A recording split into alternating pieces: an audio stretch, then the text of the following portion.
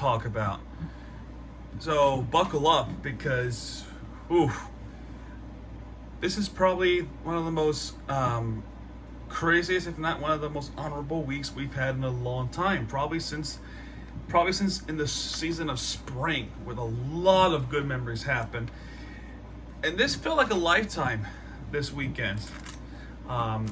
Some were dishonorable, but the others deserve a lot of time to talk about. So let's get on with it. I'm really happy about this week, and I can confidently tell you that this has been a really nice week to go, and just been so encouraging and so amazing to watch. But let's get the bad out of the way. You know, obviously we got to talk about the Miami Hurricanes. They were coming in number 13th in the nation, playing off against top 24 Texas A&M Aggies. So in this game, we had a situation where the wide receiving staff has shorthanded, and throughout the game, we just could not get the offense going. We just could not. And the special teams in this game were an absolute nightmare. We only scored 3 field goals, and we could not get the ball into the end zone, which was so frustrating because we had a lot of chances. The defense was great, but A&M's offense is a little bit better. This would have been avoidable if our special teams would not muff the ball, meaning he would not fumble the ball. So a lot of mental errors in this game, and it really cost us. It really cost us this game, the special teams, because we had a few missed field goals, and A&M's would just come in through a touchdown. So Randy Bond, 26-yard field goal. Andres Borregales, 28. And L.J. Johnson with the 1-yard run. This was after the fumble, the punt. And then afterwards, Devon Chan, I can't pronounce it. 25-yard pass from Max Johnson, Andres Borregales, and Andre Borregales. Yeah, it's been an awful game. And even with 2 targeting penalties on the defense of Texas A&M, we still couldn't get to the end zone. It's a false hope. So Mario Cristobal needs to hold people accountable for their mental errors. And next year, when we do play the environment like that again, we will be ready. So this was an unacceptable game, this was a high expectation game. And yeah, that was a very, very disappointing game. Unacceptable at its finest. Highly disappointing. There's another game that we can talk about for South Florida football.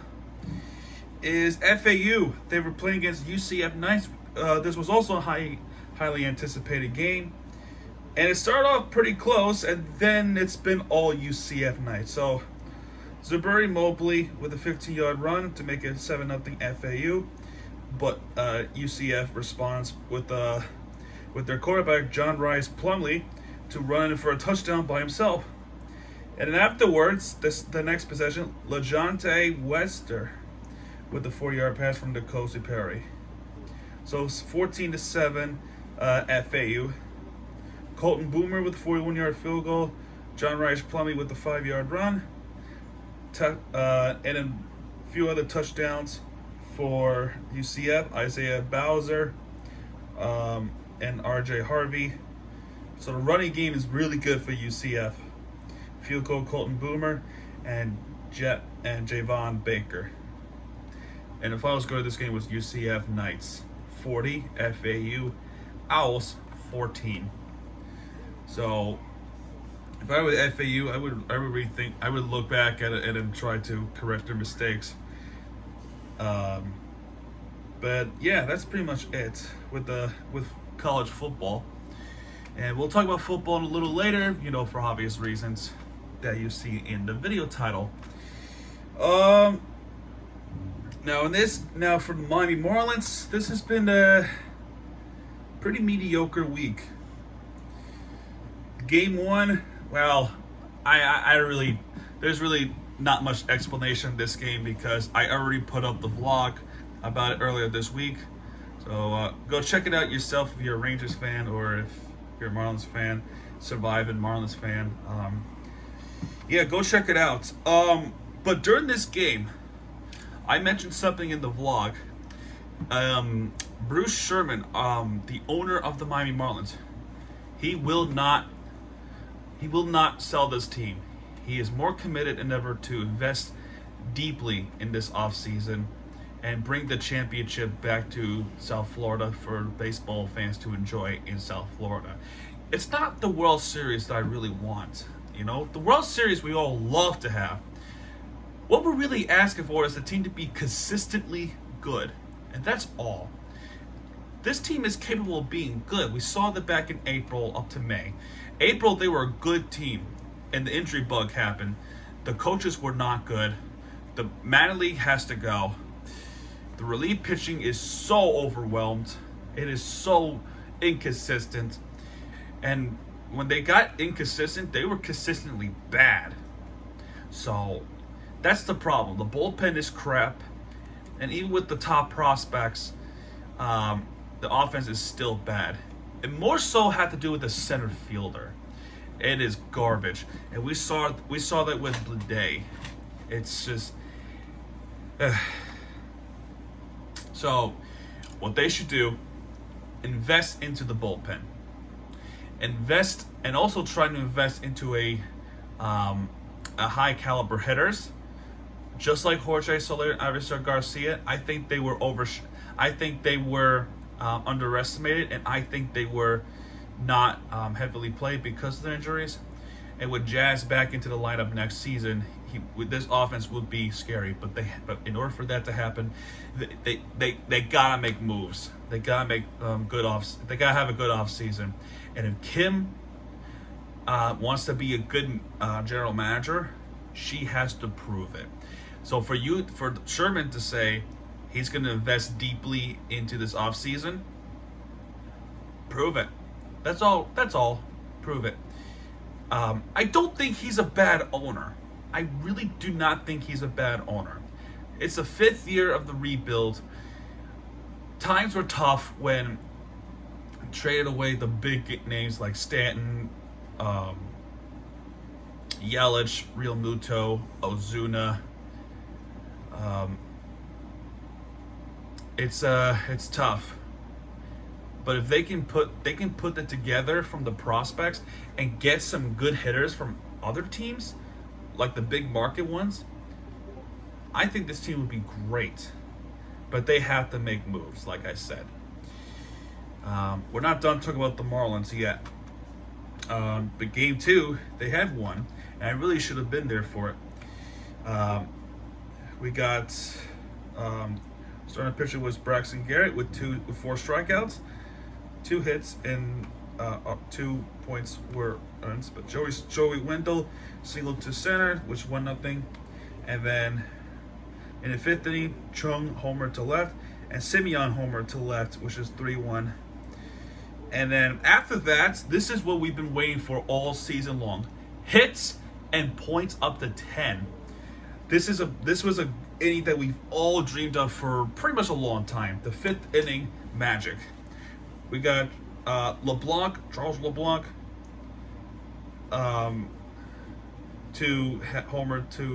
double to left, which is to bring the bag.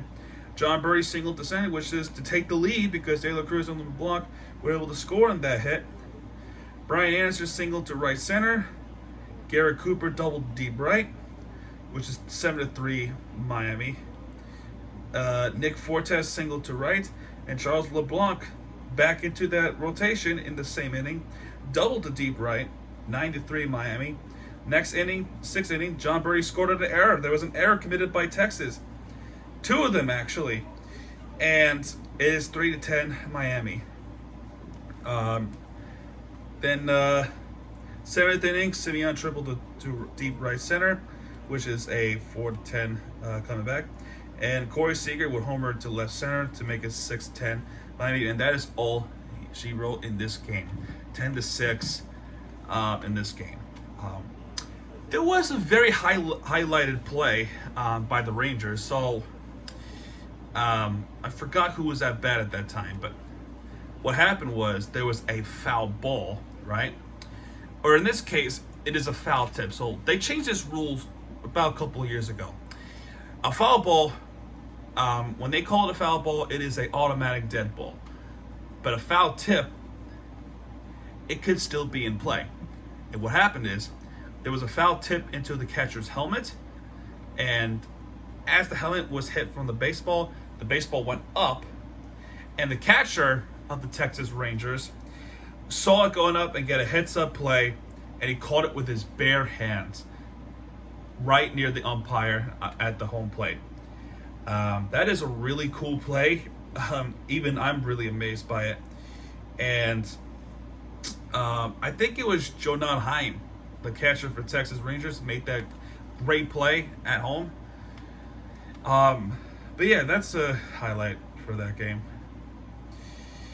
Marlins, Sandy Alcantara, De La Cruz homer to left, but Maton would homer to pretty much lead the game for the rest of the game. It's a curse at this point. Alcantara getting not too much support from the offense, and this is what I mean. Hitters versus pitchers. The pitcher clearly won because the hitters was a no-show, and when they were some showing up, it was at the 5th inning.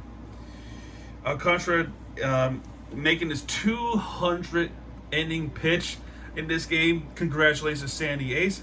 7 innings pitch, 8 hits. And yeah, Philadelphia wins that one. The next game, this was ugly. Once again, no, there's not much surprise. Edward Cabrera trying to keep the momentum from the Met game, and just could not do it. Bleday singled to Rice, and then the 6th inning nightmare happened. Bryce Harper, Real Muto, and Segura to have the home runs and a double. And then in the 7th inning, this was game, set, and match. JT Real Muto homer to right, which was a 3-run home run, 6-1 Philadelphia, and we're about to get swept, or so I thought, because on September 15th, my anniversary, Pablo Lopez had a good game, but then they had to give it to the bullpen, which was a nerve-wracking. But in this game, there was a mention that I like to talk about. Not in this game in particular, but in the Philadelphia series. His name is Jordan Groshans. He is a top prospect with the Blue Jays, and it was traded to Miami from the general manager Kim. And we traded away Anthony Bass for this guy. He was 3 for 3 in that game against the Phillies. In this game, he actually hit a home run. He hit a home run in this game, and it was his first one of his career in MLB. 1-0 Miami, and then Brian De La Cruz making a 3-run home run, which is 4-0 Miami. Then Kyle Schwarber homer to right. Marsh doubled to deep center, 2-4 Miami. And then De La Cruz hit a sacrifice fly. Joey Wendell scores, that's 5-2. And then Marsh would single to center, which is 5-3 Miami. And that is all she wrote for this one. This game we should not have lost. We were winning 4-0 in this one, and then we blew it big time. We blew it in the worst way. Jesus Luzardo, outing wasted, and in the 7th inning he gave up 2 runs, and then they leave the bullpen, Tanner Scott, to try to keep it work. Why would you put Tanner Scott there? And it proved it. So De La Cruz ground out to shortstop. Nick Forte was able to score on that run. Miguel Rojas, he deserves a Gold Glove. He deserves it. I feel bad for this guy. Miguel Rojas ground out to third. Lewin Diaz homer to right, which is 4-0 Miami. Then in the 7th inning, we collapsed in the worst way. Manassas homered to right. Robles hit a sacrifice fly. And then Abrams tied the game. Remember, we were 4-0 winning. And then we tied it in the 7th inning, 4-4, against the Washington Nationals, the worst team in the league. And then Cole Sulser gave up a ground rule double to make it 5-4. Washington Nationals. Unacceptable. Cole Sulser and Tanner Scott, they have to fucking go. They're terrible. They are awful relief pitchers. They don't deserve to be part of this team. In this game, we still lost because of the fact that our offense would give away. Not the offense, the bullpen. Trevor Rogers only pitched one game in this game. One, and he gave up 2 runs. Thomas homered to left, and Adams doubled to deep right. He couldn't even get an out in the 2nd inning. Brian Anderson was singled to deep to right. It's 1-2 Washington, and then Voigt in this case, would homer to left center. Gerard Encarnacion would tie the game with the home run, and then Robles happened. And then in that game, Brigham was the one that gave up that home run. And then Call would homer to left to put the game away for Washington. But out of all those games, this one, the 3-1 win for Miami, deserves some time to talk about. So, the 3rd inning, Brian De La Cruz singled to center, 1-0 Miami. Garcia was sacrificed into a double play, but Call was able to score that one. Garrett Cooper homered to center, and Brian De La Cruz would ground into a fielder's choice to shortstop.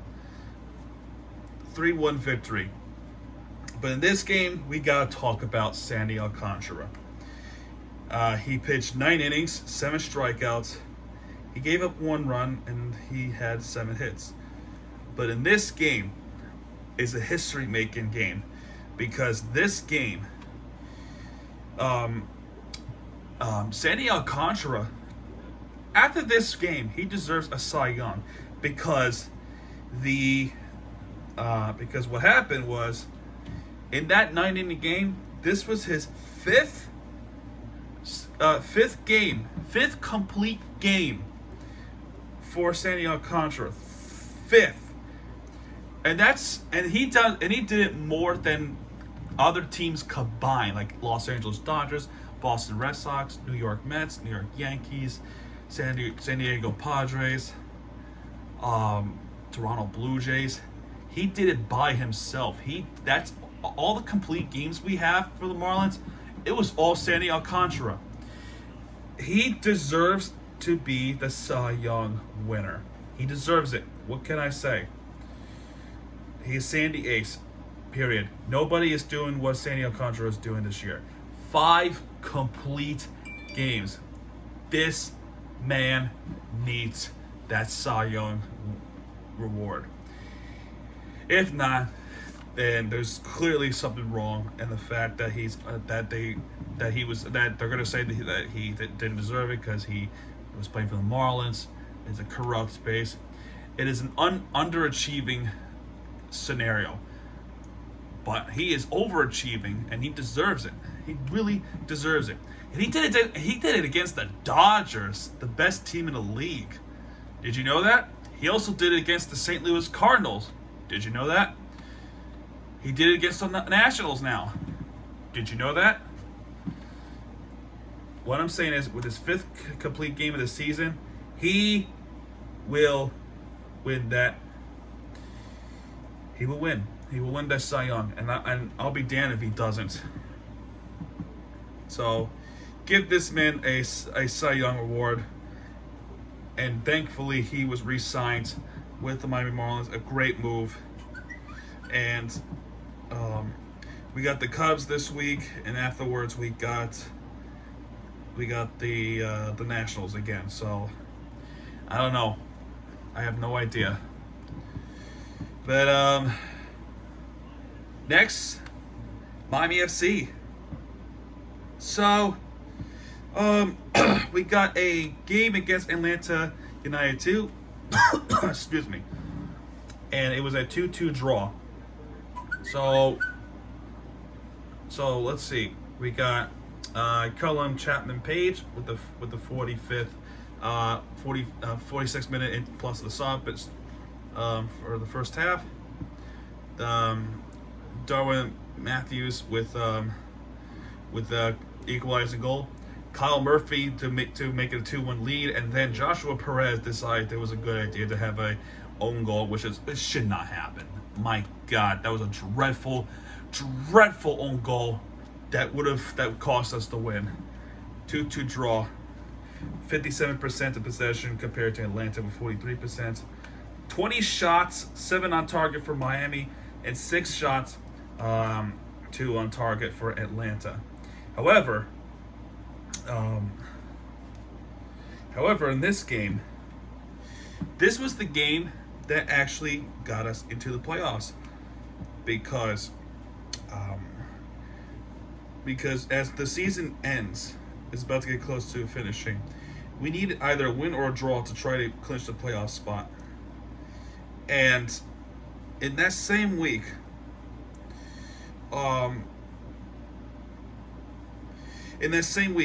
FC Tulsa did not win that one.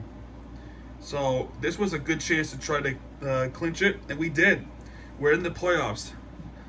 Miami FC has clinched the playoff spots, and they're going to compete in the playoffs in October. So that's going to be a fun one. Congratulations to Miami FC to clinching the playoff spot, and good luck into the playoffs. And that's all that Miami is all for. Playoffs. They're consistently good, except for the Marlins. They're the only ones. But I'm cautiously optimistic. Cautiously. I'm not gonna be really optimistic, because that'd just be like it's a false hope scenario. But speaking of playoffs, Inter Miami, we have a situation. Dry Pink Stadium hosted Columbus Crews.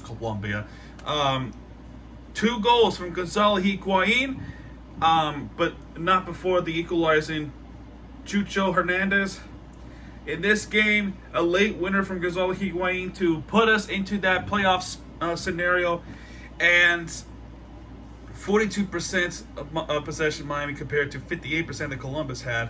This was a tight game. Very, very tight game. 11 shots, 6 on target for Miami compared to 13 shots, 3 on target for Columbus. So what is worth, the defense has stepped up, and they stepped up in the big way.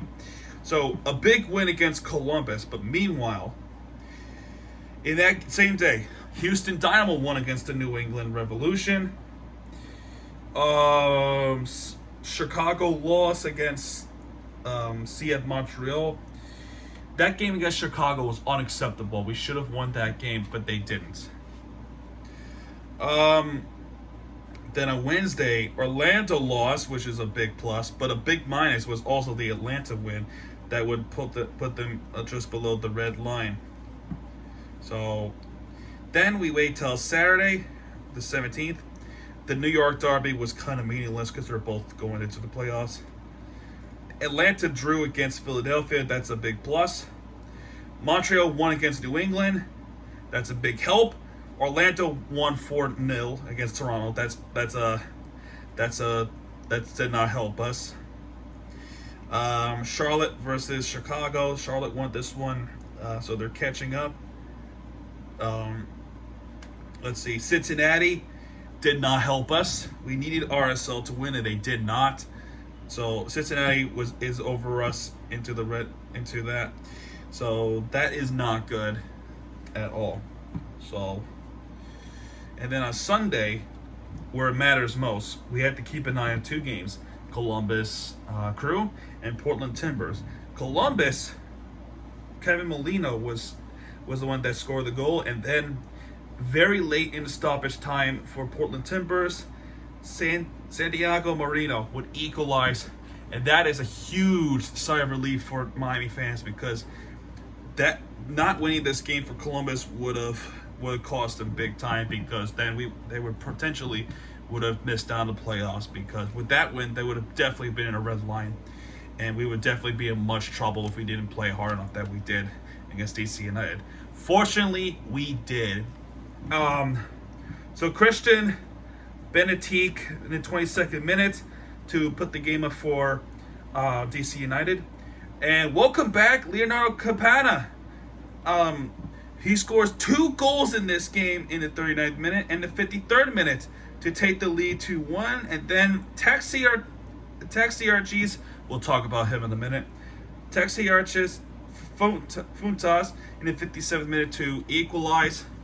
And then Gonzalo Higuain late in the stoppage time to put the game away 3-2 into Miami, and that puts us just above the red line. So the games that really matter most, they have won. But it's not over yet. It's really not over, because there is still a lot of games, not a lot of games, but there's still a couple more games that needs to be played. But in this game, 43% possession DC compared to 57% that Inter Miami has. 17 shots, 5 on target for DC United. 8 shots and 5 on target compared to Miami. And with this win, not only is the 3rd road win of the year, but it's a big one, because that, again, that puts us into above the red line, as we are now in 7th again. So what we need to do, of course, is to win the game. And we have to root for games that goes against Cincinnati, Orlando, and Columbus. So this Saturday, well, actually, that's the West game. But Tuesday, September 27th, that's next week, we have to root for Seattle, because they're playing Cincinnati at home, Seattle Sounders, and we have to root for Seattle Sounders. Friday is our turn. We play against Toronto FC. It's a scary one, because, again, it's on the road. It's in Canada. And we need to win this game. A draw is not an option unless the other teams draw. But either a draw or win, it's a must win. So if we win this game, we would tie with Cincinnati and Orlando. If they could do this, we have to pay attention to these games: Cincinnati and Chicago, Columbus versus the Red Bulls, and that's really on Saturday, October 1st, right? New England Revolution versus Atlanta United. We would like to have a draw on that one, because in that game, winning, we could say that New England, we could probably root for New England, but I don't think it's beneficial for us anyway. So a draw, we wouldn't mind at all. So then we got this game, NYCFC versus Orlando City. We have to root for New York City FC. We have to, because Orlando is above the red line. If we can catch them up and put them down into the playoff spot, we're in really, really good hands. And at that point, we only needed one more game to win, and it was against Orlando City. If they can pull this off magically, win the game against Toronto, and then win against Orlando, we're in the playoff spot. But we need help from others that play against Columbus, Orlando, Cincinnati, and Atlanta. It's really it. That's it. That's really it. If they can pull this off, right, get the win against Toronto, and have Orlando lose to New York City or Cincinnati, and Inter Miami plays against Orlando City on October 5th and win that one, we're in really good hands to make the playoff spot. In fact, I say we would make the playoff spot on that one. And on decision day, even if we didn't win against Orlando City, there's still one more chance against Montreal, and that's at home, so it's a big advantage. But we would need DC to somehow beat Cincinnati, and somehow, I can't believe I'm saying this, but if none of them goes well, then we would have to root for Orlando to beat Columbus. That's a tough one. If anything, we would like a draw in that game. I know I'm talking a lot about this, but these are really important games to keep an eye on. And even I can also bring up the Red Bulls going up against Charlotte to that one. So, yes, that is a lot to look at regarding the playoffs. I'm really nervous about this because we would love to make the playoffs and probably make a good run in the playoffs. Even if it's not a good run, it's still a good feeling to finally make the playoffs, especially with the lawsuit and the sanctions that MLS gave us when we had that tampering problem with Blaise Matuidi back in a couple of years ago, but the other general manager made that illegal signing. So with a lot of DPs, that is really not good. So we're trying to prove them wrong. We're trying not to be the meme. We're trying to say, look, we are for real. We are promised a good team. We are forced to be reckoned with if time is right. So we're not done talking about Inter Miami because we have a pretty ugly situation in that game. So there was a stoppage. The game is delayed in the 60th, somewhere in the 60th minute, where there was a scenario where the guy who scored in this game for DC United, Taxi Arches Fontes, allegedly said the N-word, according to DeAndre Yedlin from the press conference. Or if they have heard him say that word, then yeah. So what happened was there was a situation with Damian Lowe and Taxi Fontes. Alleged what happened was there was a situation that was heated, very heated, where he called him the N-word, and Damian Lowe was really unhappy. In fact, I say he was just as mad as a lot of fans who was trying to want them to win. I say he was really angry. Before the situation gets any uglier, referees stepped in, and the coaches and the other players had tried to calm him down and try to, save them from getting the red card, which they both got the yellow card. But MLS at this point is investigating this, and this really awful action that what happened with Taxi. He is, I think he should get suspended. If investigation would prove that he said the N-word to Damian Lowe, and if the thing that happened was true, either he's going to be suspended or he should be banned, because racial slurs is very ugly, especially in this time of the age. It should not happen regardless. It's unacceptable. It's disgusting. It's unbelievable. It is unbelievable what he did, if it was true, and thank God for referee that they stepped in, because things could have been really escalating, and we would have had a big problem for the MLS. So kudos to the referees and kudos to the coach Phil Neville, and he's 1-0 against Rodney. Yeah. After that disturbing situation, Gonzalo Higuain would ultimately put the game away, and yeah, that's pretty much it. So right now as we speak, MLS is investigating this scenario. We have a game this Friday against Toronto. It is a game that we all must watch, and it's a must win, as I've already said what I need to say about everything about a couple minutes ago. So with that being said, let us talk about the winner of the week. Is the Miami Dolphins. What a game. So you should have been there when there was an adrenaline that's going through. This game, we played against the Baltimore Ravens in Baltimore, Maryland, and it started off pretty ugly. So in the kickoff, Devin Ray with the 103-yard kickoff return to make it a 7-0 Baltimore. The very first kick and the very first touch of the game, it is a kickoff return right away, 103 yards. The special teams, it is a special teams nightmare regarding football for the Hurricanes and the Miami Dolphins, it seems like. But don't worry, it gets better. So that's only the first quarter. So both defenses were actually pretty good in the rest of the first quarter. And in the second quarter, Jalen Waddle was the one who scored a touchdown in the second quarter. So a 6-yard pass from Tua Tagovailoa, 7-7. And then literally one play after that touchback, Rashad Bateman from Lamar Jackson, 75 yards, It's 14-7 Baltimore. So immediate response from the Baltimore Ravens. And then afterwards, Mark Andrews with the 1-yard pass from Lamar Jackson to make it 21-7 Baltimore.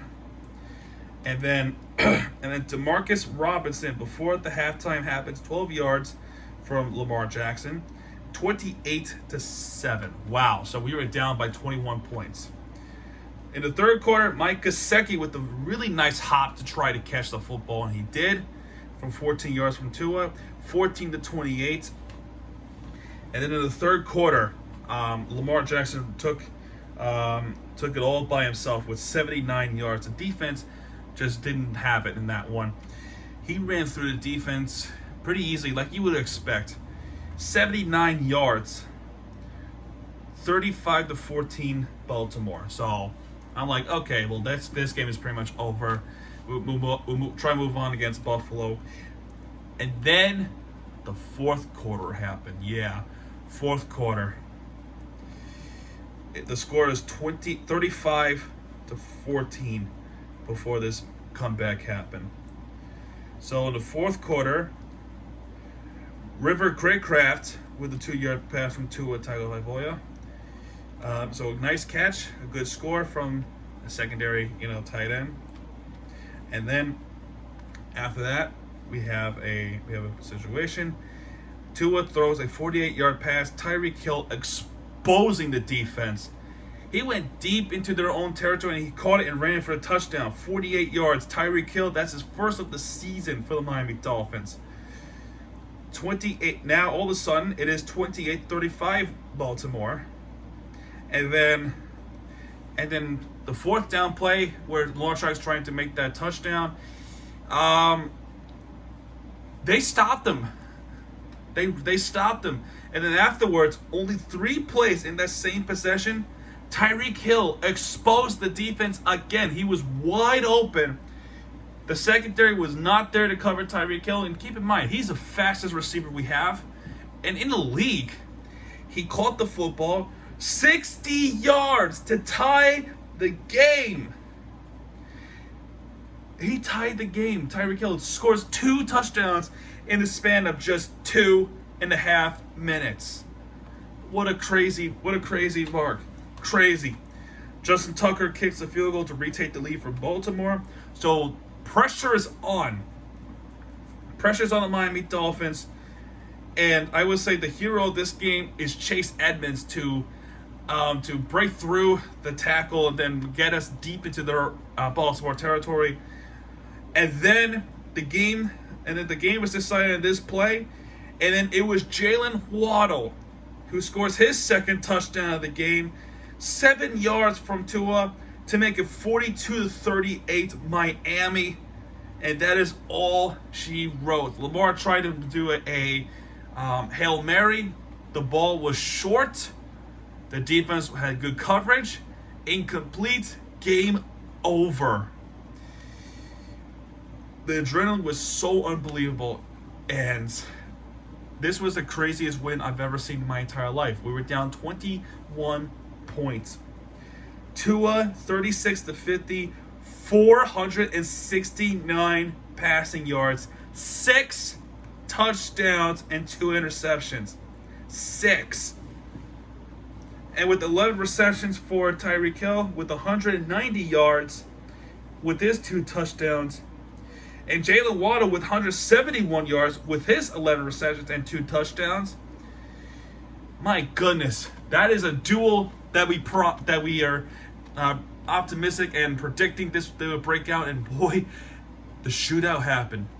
They were talking so much shit to Tua and about Tua that he got so good and so clutch that the NFL memes will have him smile like this. And then form a Tua Tagovailoa apology form. So you write the form and you say, I apologize for calling you a fraud. I apologize for saying you are not good. I apologize for saying you are overrated because you are a good freaking quarterback. It is unbelievable what happened. This game, I will never forget. Never, ever, ever forget. And with that, with that in mind, Miami Dolphins is your winner of the week for obvious reasons. So, with this win, Miami Dolphins have tied their second largest comeback win in franchise history. They also came back from 21 points down against Buffalo in 2005. So that is not the first time they did this, actually. That's pretty crazy. It's the first time in 12 years a team has come back from a 21-point deflect in the fourth quarter. From 2011 to 2022, teams trailing 21 plus in the fourth quarter have record of 0 and 711. Yesterday, we're now 1 and 711. Obviously, you go through 28 to 3 fiasco with that Super Bowl, but that is a totally different scenario, totally different. And yeah, that's pretty much it. A lot of things went down. I hope you had a good popcorn and things to watch me talk out of my ass to give you the recap that y'all deserve. Next week we got Buffalo. So as Baltimore Ravens aren't the true test enough, we got the Buffalo Bills at home. So let's see what happens. Maybe things would be happening. So 1972, Miami Dolphins were 2-0. 2022, Miami Dolphins are 2-0. So it's a good start of the season, and it's a start that we wanted, and it's a start that we got, and they did it in the most improbable fashion. So that's pretty much it. That's gonna do it for this recap. I know it was long, and brace yourself because hockey is coming back, and the Miami Heat is coming back, and hopefully the Miami Hurricanes do better against Mississippi State. And then, yeah, folks, that's going to do it. If you have liked this video, hit that like button, subscribe for more content, because Miami TVG has your back. And when he does, he'll be right there with you for the entertainment you deserve. Congratulations to Miami Dolphins. You have made my day. Congratulations to Sandy Alcantara for getting a 5th complete game. Congratulations to Miami FC for clinching the playoffs. And congratulations into Miami for winning the game to ultimately clinch the playoff spot in a few coming weeks. So we keep that rolling. All right, folks, that's going to do it. Good night, everybody, and let's go Dolphins.